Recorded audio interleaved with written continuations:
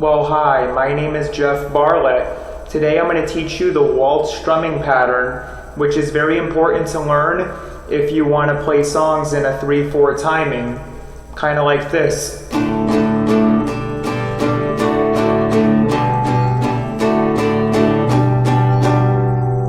And the strumming pattern is going to be 3 simple down strums.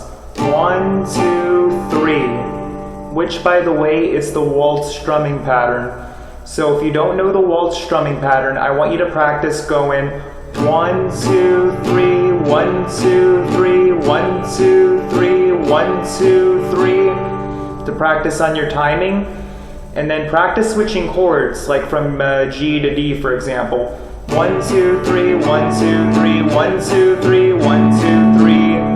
I want you to practice doing that. By the way, this song, Oh My Darling Clementine, is a perfect song to learn the waltz strumming pattern. And this song has a very simple chord progression. It's only going to be 3 chords. So you're going to go from G to C to G and then to D. So it's going to sound like this. G, G, G, C, C, C, G, G, G, D, D, D. So I'm going to sing along so you kind of understand what I'm doing.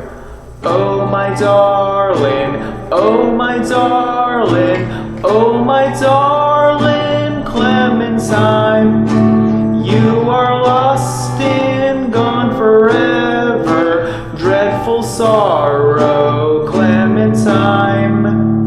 So the chord progression is not going to change.